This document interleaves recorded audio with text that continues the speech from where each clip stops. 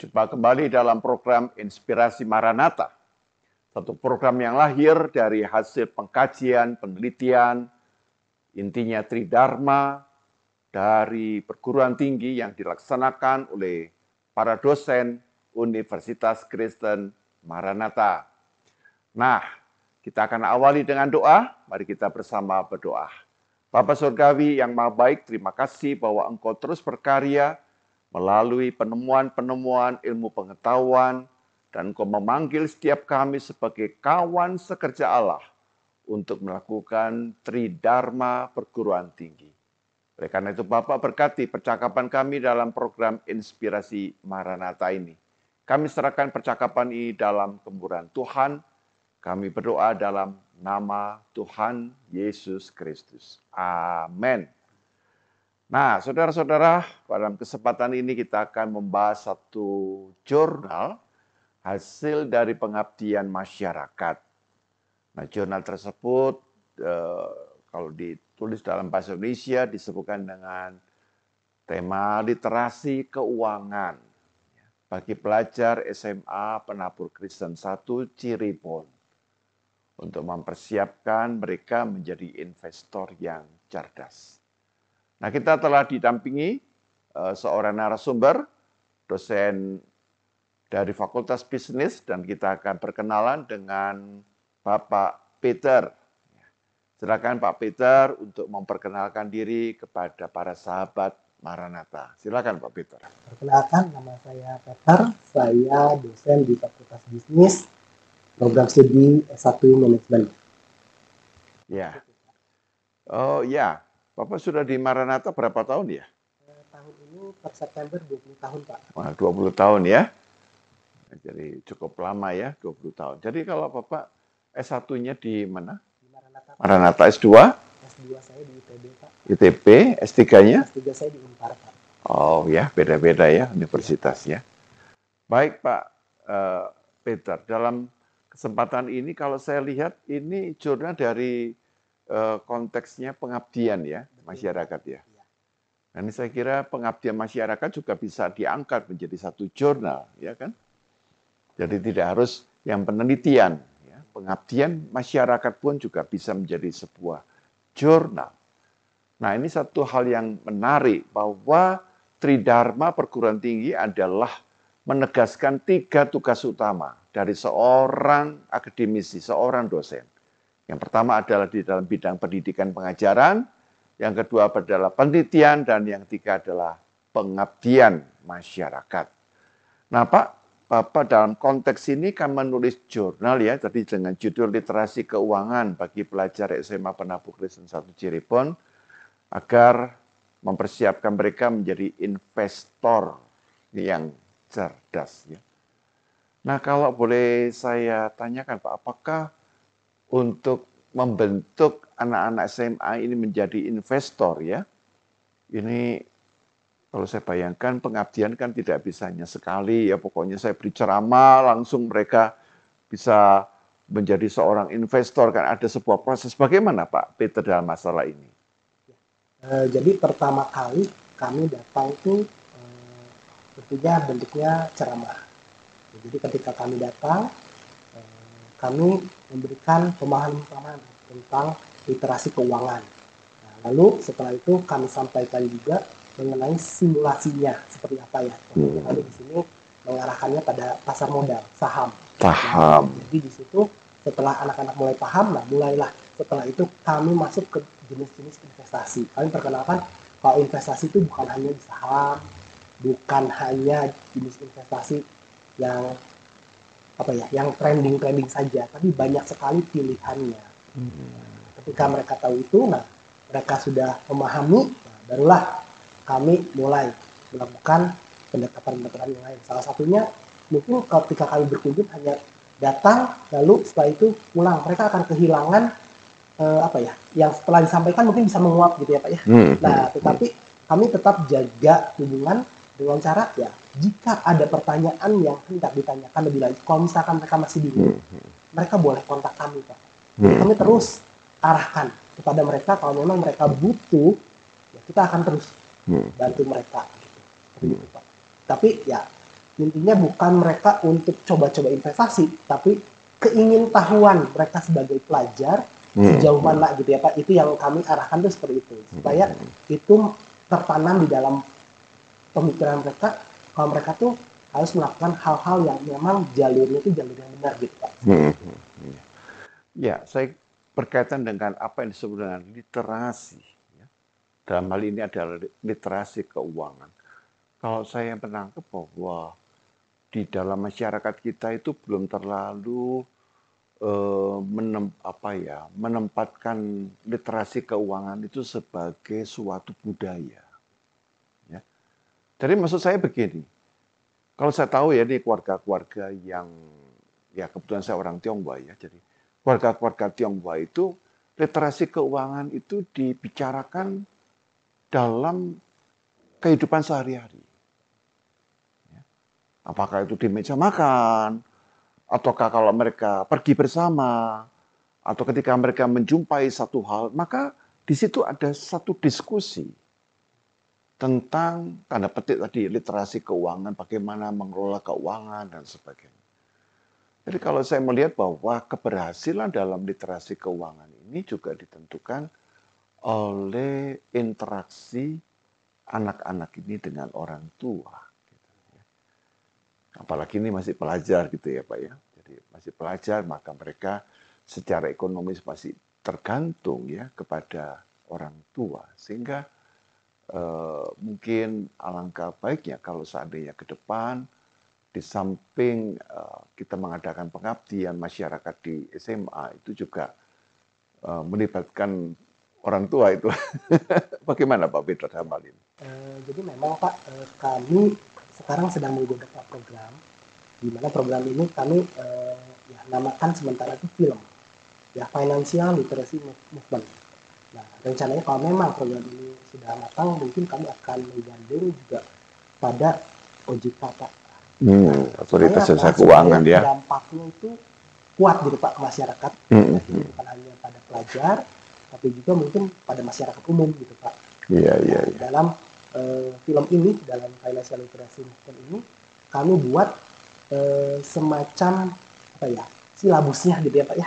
Nah, kami tawarkan, pilihlah sesuai kebutuhan gitu ya Pak.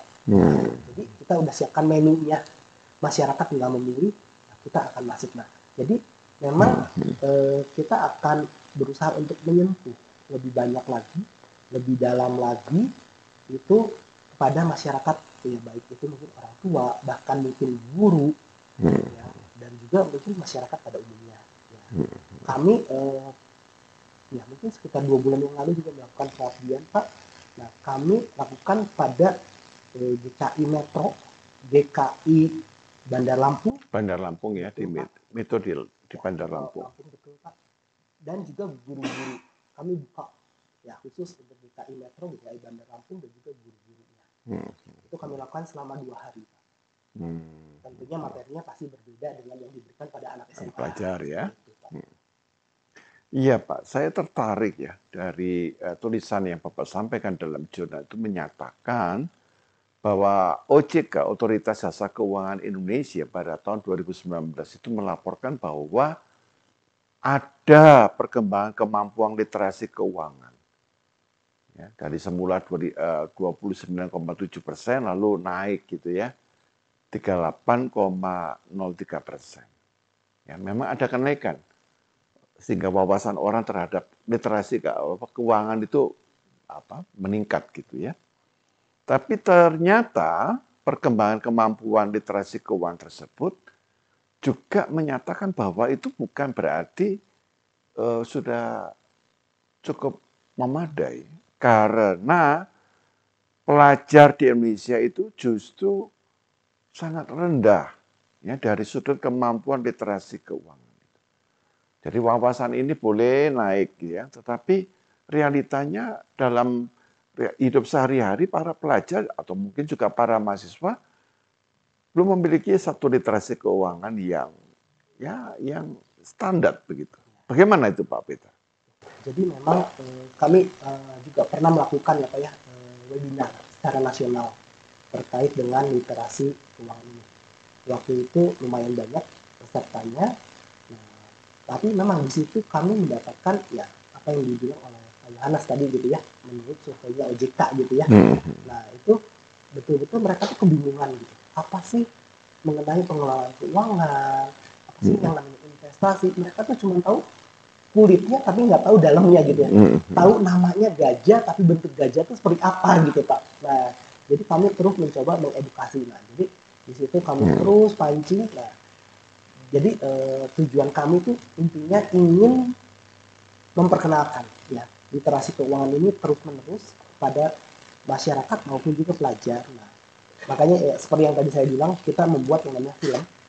Film ini Financial Literacy Movement ini bertujuan untuk bisa meningkatkan literasi keuangan pelajar maupun mahasiswa karena ya kalau kita lihat nah, ini latar belakang ya salah satu latar belakang kenapa kami sampaikan kepada siswa ya salah satunya adalah kalau saya nggak salah tahun lalu atau 2 tahun yang lalu ya itu mulai muncul yang namanya kalau di TikTok tuh ada oh murah banget gitu ya nah itu kan sampai akhirnya terkena kasus ya sama kepolisian karena ya dianggap apa merugikan banyak orang gitu ya dianggap pencucian uang dianggap uh, apa ya scamming dan lain-lainnya. Nah mereka diiming-iming wah kalau investasi kayak gini bakal menguntungkan gitu ya. Nah sebetulnya kan kalau investasi yang baik itu tidak akan langsung instan menguntungkan, tidak akan langsung meledak dengan hasil yang luar biasa juga. Nah ini kita sampaikan setiap kesempatan baik itu untuk masyarakat, baik untuk siswa, baik untuk siapapun kita sampaikan. Jadi minimal itu dulu yang tertanam. Nah, jadi kita menyikapinya, kita tanamkan dulu pemikiran yang benar, yang harusnya sih seperti apa, supaya logika mereka berjalan. Ya jangankan orang yang mungkin tidak mengenal namanya literasi keuangan atau literasi keuangannya tidak. Mungkin orang yang udah kenal literasi keuangan pun bisa tertarik, tergiur karena apa? Keuntungannya besar. Tinggal logika berpikirnya berjalan atau tidak gitu ya Pak ya. Jangan mungkin hanya emosi yang jalan gitu. Wah saya pengen cepat kaya gitu ya. Nah, mungkin itu. Ya, kita harus tanamkan logika berpikir yang benar, arahan pemikiran yang benar. Ya, saya tangkap memang di dalam makna literasi keuangan bukan sekedar pengetahuan, ya. Tapi sebenarnya di dalam pengetahuan itu harus dasar yang paling utama itu mentalitas. Cara berpikir gitu ya. Orang bisa tahu banyak, tapi kalau dia tidak punya mentalitas yang mendukung, pengetahuan ini ya sepertinya tidak bisa berjalan dengan baik begitu kan. Nah, Pak, ini saya kira menarik ya. Dalam kemampuan literasi keuangan ini kan tadi berkaitan dengan mentalitas. Kalau saya boleh menyebutkan juga seharusnya sejajar dengan kesadaran anggota masyarakat. Ya, kesadaran bagaimana mereka ini mengelola keuangan. Yang kita jumpai bahwa begitu banyak anggota masyarakat kita itu terlibat dengan pinjaman online. Ya. Bahkan yang mengejutkan pinjaman online ini melibatkan juga pendidik. Ya. Nah, pendidik kan orang-orang yang sudah terlatih, berpikir rasional gitu kan. Tapi anehnya, bahkan di sini disebutkan salah satunya adalah profesi guru menempati urutan nomor 1 ya, dalam meminjam secara online. Bagaimana Pak untuk melihat ini ya, supaya orang itu, saya khawatirnya begini Pak, bahwa kita ini bisa dicari banyak informasi, banyak pengetahuan. Tapi kita tidak disiapkan secara mental. Sehingga akibatnya pengetahuan kita yang cukup lumayan gitu ya, literasi itu tidak bisa memampukan kita untuk memiliki satu kesadaran mentalitas dalam pengelolaan keuangan. Bagaimana itu Pak Peter? Jadi memang yang saat ini ada di masyarakat kita, Pak, banyaknya mereka tuh akan menabung nanti sisanya gitu ya Pak ya. Jadi kalau saya punya gaji setiap bulan, pendapatan setiap bulan, yang akan saya tabung adalah sisanya. Baiknya seperti itu. Nah, jadi mereka ya pasti yang pertama tidak akan pernah menabung karena pasti habis dan selalu kurang. Nah, lalu yang kedua prinsipnya adalah tidak mencukupkan dengan apa yang ada. Jadi ingin bergaya hidup konsumtif, ingin seperti orang lain yang mungkin tingkatan ekonominya berbeda gitu ya, dan mungkin penghasilannya berbeda. Dan nah ini mereka anggap pinjol ini sebagai suatu alternatif instan. Instan ya. Sangat cepat sekali pencairannya. Di mana skemanya sebetulnya sangat merugikan ya. Jadi misalkan saya pinjam 1 juta, mungkin nggak 1 juta yang saya terima gitu. Di depan tidak ada potongan, administrasi macam-macam. Lalu setelah itu bunganya juga tinggi gitu ya. Nah ini kan sebetulnya yang tidak diperhitungkan. Yang dipikirkan apa? Yang penting saya ada dulu sekarang uang. Saya pengen beli sesuatu barang yang saya butuhkan gitu ya. Nah ini bukan hanya di tataran pendidik, ya, tapi ini hampir seluruh masyarakat kita. Ya. Saya pernah ditelepon ya, jadi oleh pinjol. Jadi teman saya ini pinjam uang ke pinjol, tapi saya nggak tahu gimana pinjol ini bisa punya nomor saya. Ya, saya ditelepon, kasih tahu ya teman kamu itu bayar dong. Waduh, siapa ya?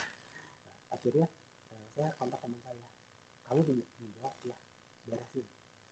Kalau dia memang betul-betul tahu semua kontak kamu, nama kamu yang hancur, nama kamu yang rusak.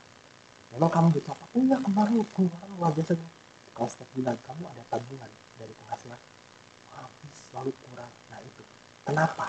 Nah itu selalu digali dulu akar permasalahannya apa. Kan sebetulnya ya, saya kembalikan pada firman Tuhan ya Pak. Sebetulnya kalau kita mencukupkan diri dengan apa yang ada, itu ya yang ada kita bersyukur ya Pak. Tidak akan mengeluh, tidak akan mencari pinjaman. Bahkan kita bisa mungkin menabung untuk dana darurat. Nah ini yang tidak dilakukan oleh masyarakat kita. Tidak menyiapkan dana darurat. Sebetulnya kalau mereka mempersiapkan semuanya dengan baik di awal begitu gajian, oh saya harus saving nih. Misalkan gaji saya 4 juta nih, saya saving deh 500.000, saya masih punya 3,5 juta, kan bisa dikelola dengan baik. Misalkan seperti itu. Atau misalkan saya punya gaji 10 juta, saya simpan deh 1 juta setiap bulan. Atau mungkin 30%-nya saya cukup hidup 7 juta. Misalkan itu bisa dikelola dengan baik ya.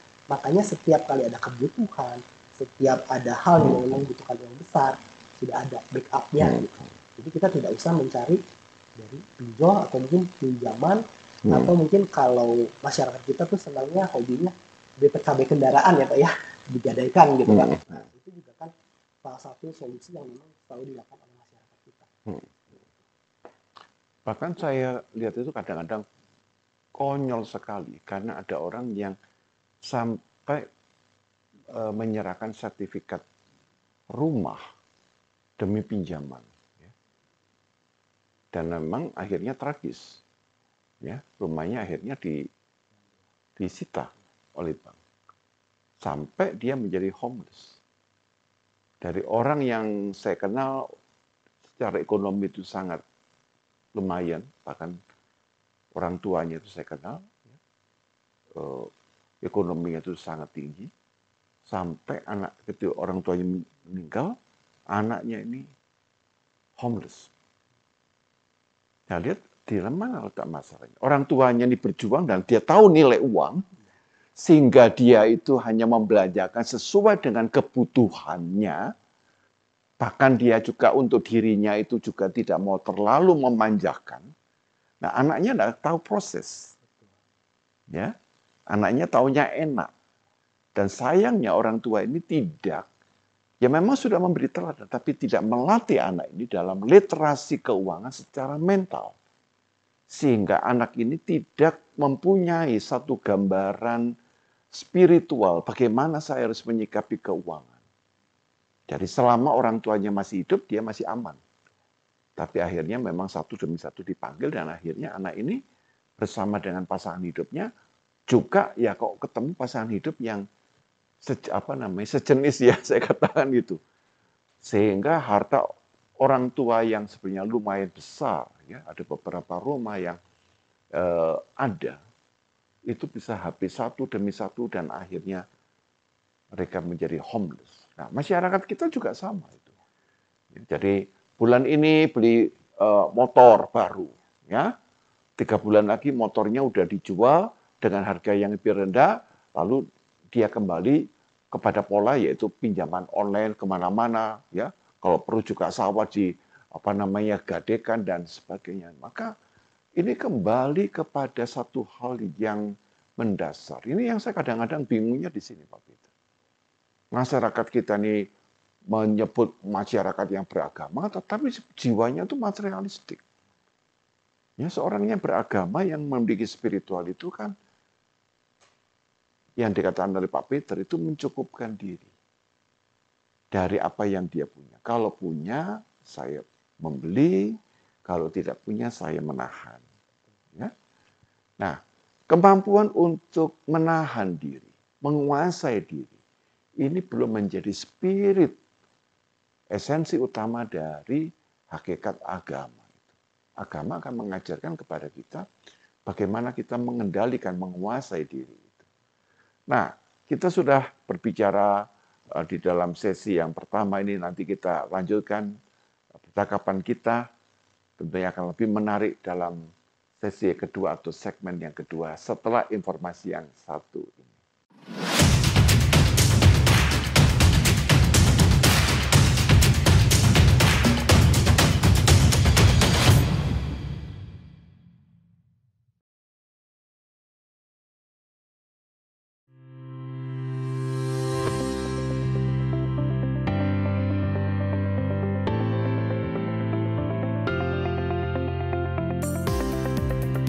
Faculty of Business will provide an extraordinary learning experience supported by highly competent and qualified lecturers. Today, business is evolving rapidly. Therefore, an innovative way of doing business is needed. Individuals with problem-solving skills, including analytical and creative thinking, is essential to face a range of challenges of growing a future business. Our business faculty offers a unique way to educating and developing a future leaders who can add Christian values to their society. Equipped with advanced facilities that support you in the application of business knowledge. Flipped learning process is implemented by combining on-site and online learning to support effective learning methods.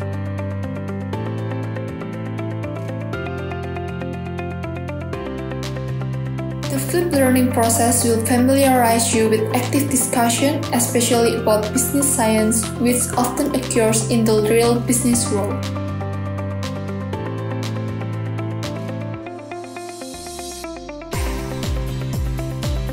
The Faculty of Business has outstanding alumni all around Indonesia and the world.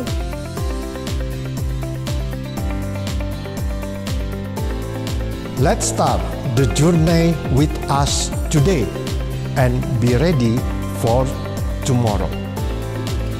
Hi, I'm Reza Sanji, the alumni of Faculty of Business Maranatha. I'm working for Indonesia FSA or Otoritas Jasa Keuangan, and currently I'm taking the PhD program in the Alliance Manchester Business School, the University of Manchester in UK. I'm very proud to be part of the Faculty of Business family. The school has an excellent learning system, good reputation, a bunch of facilities to support learning activities, and of course, a high-quality lecturer. The program also have an updated curriculum that appropriates for our professional needs and also career development. So overall, the knowledge that I got from the school is beneficial to support my professional career and also my academic path. And I believe that the Faculty of Business Maranatha will always produce a high quality graduates every year.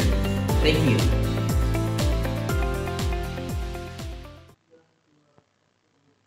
Kita kembali lagi dalam program Inspirasi Maranatha, segmen yang kedua dalam konteks literasi keuangan bagi para pelajar. Bersama dengan narasumber kita, Bapak Dr. Peter. Pak Peter, tadi kita sudah bicara ya bahwa kecenderungan ya, para pelajar dan mahasiswa di masa kini itu mereka cenderung kepada yang konsumtif ya, dan boleh saya katakan bukan hanya konsumtif, hedonistik. Ya. Jadi itu pengaruh dari media sosial. Jadi mereka lihat temannya ini kok bisa ke kafe, bisa juga jalan-jalan liburan, bisa shopping dan sebagainya ya. Nah, sehingga mereka ini sering membelanjakan uang yang sebenarnya bukan kebutuhan mereka gitu ya. Lebih tepat berdasarkan keinginan-keinginan yang sifatnya itu tidak primer gitu ya.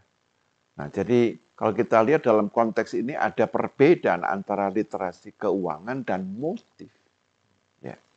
Di sini ada literasi, ada motif yang berkaitan tadi saya sebutkan dengan mentalitas. Nah, Pak, bagaimana Pak ya supaya di dalam program literasi keuangan yang Bapak lakukan dalam konteks pengabdian masyarakat ini, supaya kesadaran atau mentalitas mereka ini juga diperdalam gitu ya, mengalami pencerahan sehingga mereka tidak hanya tahu. Bagaimana Pak Peter? Kalau kami menyampaikan kepada para pelajar, ya, pertama-tama adalah tujuannya mereka mau apa. Kita tanya dulu, tujuan mereka mau apa. Kalau misalkan, oh saya pengen iPhone gitu ya, iPhone 14 gitu ya, iPhone 14. Wah, ya bagus ini speknya gini. Dipakai nggak gitu ya, speknya betul-betul full nggak, berguna nggak. Nah, kita biasanya membandingkan dengan yang biasa, selisih harganya berapa gitu ya. Nah, kalau uang ini misalkan kita nabung saham, kita beliin nih saham, atau mungkin simpan deh deposito supaya safe gitu, supaya aman walaupun bunganya kecil. Uangnya gimana, bisa pakai yang lain. Nah, terus kalau iPhone-nya gimana, nggak butuh sih. Nah, kita kembalikan pada mereka. Jadi pola pikir mereka yang disuruh untuk berpikir ulang. Ya, jadi mereka yang memproses. Jadi memang kita berusaha menyampaikan kalau yang namanya keinginan itu tidak akan pernah habis. Tidak terbatas. Betul. Nah, tapi kembali kita butuhnya apa? Ya kan, saya butuh handphone. Oh, berarti handphone yang cukup aja. Misalkan tidak usah yang speknya terlalu tinggi. Oh, berarti kisaran harga mungkin sekitar 3 juta atau mungkin 2 juta lewat gitu. Nah, kan kalau saya beli iPhone berarti harus di atas belasan juta gitu Ya, Pak ya. di atas berapa? Bisa di atas 12 atau 15-an ya. Betul Pak. Nah, itu. Lalu ya kalau misalkan kepada masyarakat keinginannya pasti udah banyak lagi ya Pak ya. Nah, saya sampaikan misalnya saya tanya, pakai kendaraannya apa nih ke sini gitu kan. Wah, motor siapa yang paling bagus gitu, saya suka tanya dulu. Nah, biasanya kalau mereka sudah menyampaikan, wah bagus ya Pak, misalkan gaji guru misalkan kurang lebih cuman 4-5 juta misalkan. Tapi motornya itu bisa yang harganya 30 juta sekian. Oh, Bapak ada usaha lain? Nggak ada Pak, mengandalkan ini. Iya Pak. Nah, terus makan sehari-hari gimana? Ya kan istri saya kerja juga. Oh, masih masuk akal. Tapi kalau misalkan istrinya tidak bekerja, dia pengen tampil dengan motor yang bagus, yang wah gitu ya. Nah, ini mulai. Pak, tujuannya apa? Ya enak Pak, dipakainya gitu ya. Pasti enak memang. Iya, kan harganya juga. Pasti enak gitu. Bapak, kalau pakai motor yang biasa, sampai nggak Pak ke sini? Sampai Pak. Nah, terus lebihnya bisa dipakai buat apa? Bisa dipakai buat perbaiki rumah Pak. Oh, rumah Bapak perlu diperbaiki? Iya. Tapi kenapa Bapak pilih ini? Ya, supaya kelihatannya bagus aja Pak di luar. Ya kan, saya mulai ubahnya di pola pikir gitu. Ya, jadi kalau pola pikir berubah, otomatis suatu saat dia akan terus berpikir, keinginannya itu akan ditekan. Ditekan supaya apa? Dia hanya memenuhi apa yang dia butuhkan. Ya, jangankan masyarakat ataupun pelajar yang tidak memiliki tingkat literasi keuangan yang baik.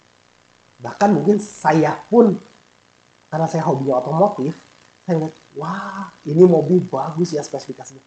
Nah, tapi ya puji Tuhan, sejak saya menikah, istri saya yang jadi remnya saya Pak. Yang penting bisa dipakai. Ya. Jadi saya ya berhenti. Hobi otomotif saya sekarang hanya mengamati, tidak membeli. Kenapa? Karena kalau saya terus ulang ya emang kita nggak punya uang Pak.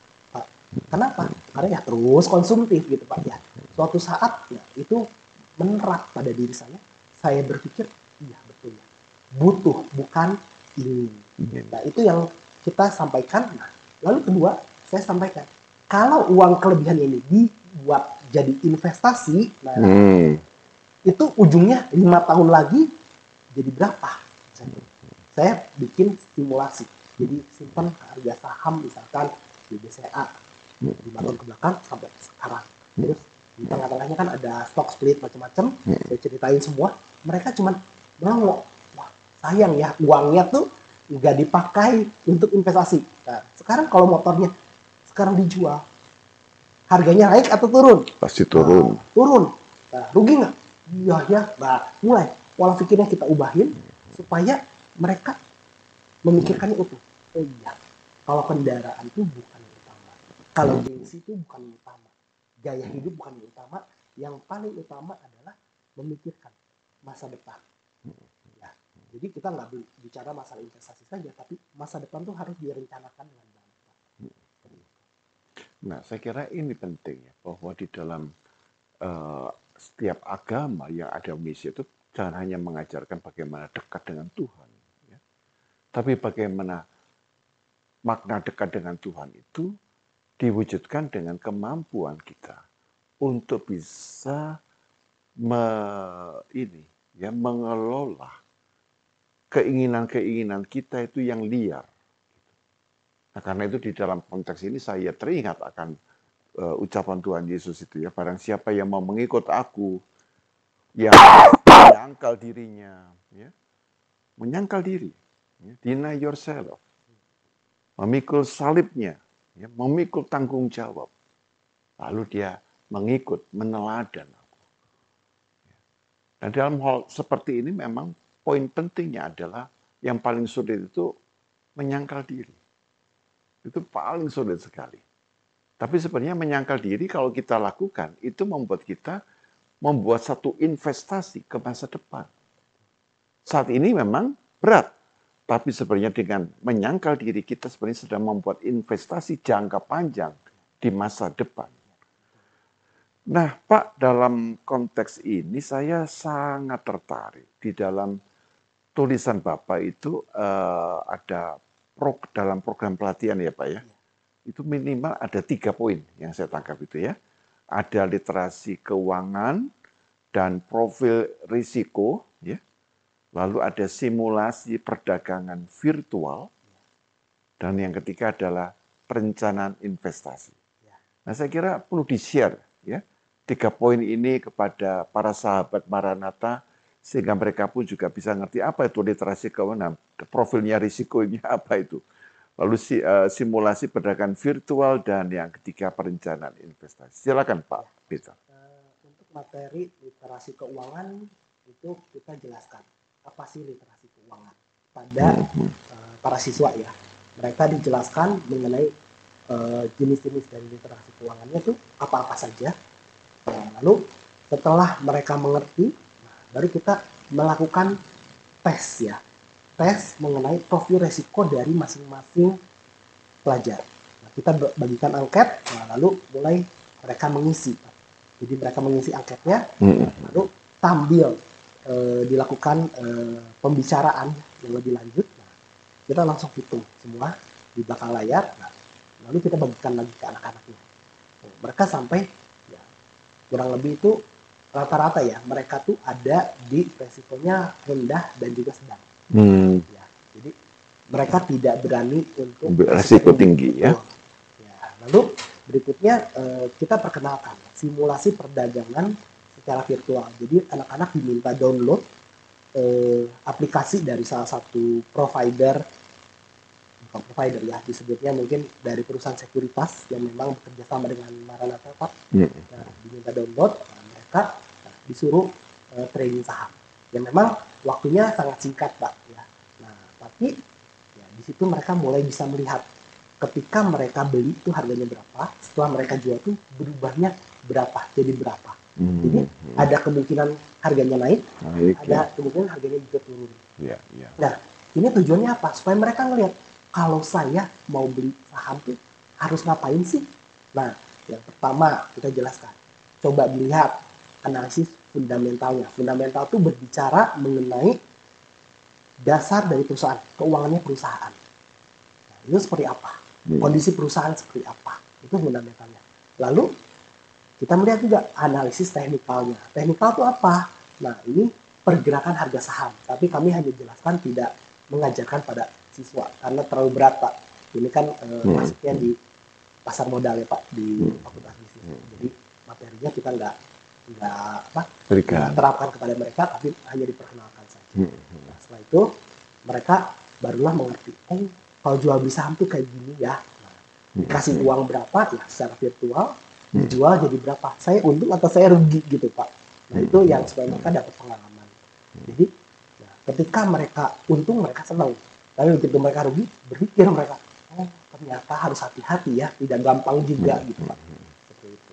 Nah, lalu yang ketiga adalah perencanaan investasi. Nah, di sini kami memperkenalkan jenis-jenis investasi, Pak. Jadi investasi itu kami sampaikan tidak selalu hanya di saham. Jadi investasi itu bisa dalam bentuk real asset maupun juga ya kalau real asset kan emas, tanah, rumah seperti itu. Nah, bisa juga dalam bentuk investasi di keuangan maupun di pasar modal, gitu, Pak. Nah, kalau keuangan kan bisa deposito atau mungkin bisa di beli surat hutang, seperti itu, obligasi. Nah, kalau di saham ya ada reksadana, ada saham. Nah, kami sampaikan itu supaya mereka terbuka wawasannya, supaya mereka juga ketika ditawari investasi yang aneh gitu ya, baru dengar dan nggak ada gitu, Pak, mereka harus cek itu. Ya, kita ajarkan itu supaya mereka selektif. Jadi jangan sampai nanti muncullah berita gitu ya, ini siswa menggegerkan gitu ya, Pak ya, karena mereka investasi tapi asal nggak mengerti gitu. Ya memang kami pernah menemukan juga yang orang tuanya investor, Pak. Jadi di rumah papahnya tuh punya satu ruangan kerja khusus, di dalamnya tuh banyak monitor pergerakan harga saham. Jadi papanya memang investor, jadi anak ini udah piawai. Pak, kalau di pelaksanaannya di prakteknya kayak gini. Ya betul, gini. Kita jelaskan lagi. Jadi papa saya nggak pernah menjelasin. Nanti kalau udah besar, kalau udah kuliah, kamu baru dijelasin. Jadi papanya nggak mau anaknya terjun lebih awal. Mungkin ya papanya melihat mental anak muda begitu, Pak ya. Karena ya jujur aja, kadang kita juga terbawa emosi, Pak, kalau di trading ya, bukan investasi. Jadi kita jual beli saham, kadang terbawa emosi, wah ini lagi naik gitu ya, atau ini wah gitu ya. Kadang suka terbawa emosi. Nah, makanya itu pentingnya pengendalian diri gitu, Pak. Nah, makanya dari 3 materi ini kami berharap bisa memperlengkapi para siswa gitu. Jadi mereka punya pemahaman yang utuh terhadap investasi. Saya kira menarik ya, bahwa pola pembelajaran ya dalam hal literasi keuangan itu juga sama seperti perkuliahan, tidak lagi kita hanya ceramah, memberikan pembekalan, baru selesai, tapi lebih tepat ada 2 model yang saya tangkap. Yang pertama adalah case study, ya, studi kasus. Yang kedua adalah project based. Ya, jadi melalui 2 model ini orang dengan studi kasus dia belajar ya, studi dari satu case gitu kan. Lalu pakai project based dia membuat satu proyek gitu kan. Nah, proyek ini dicoba. Tadi Ibu contohnya kalau pakai uang virtual tadi ya. Nah, dia kan seperti mengalami, iya ya saya ngalami rugi. Kalau ini virtual kamu rugi nggak apa-apa. Tapi kalau kamu real sungguh-sungguh kamu naruh uang misalnya berani 10 juta lalu kamu gagal, kamu kehilangan 10 juta padahal gaji kamu misalnya hanya 5 juta, kamu sudah minus, ya kan? 2 bulan kan gitu kan. Apalagi kalau nanti nilainya lebih tinggi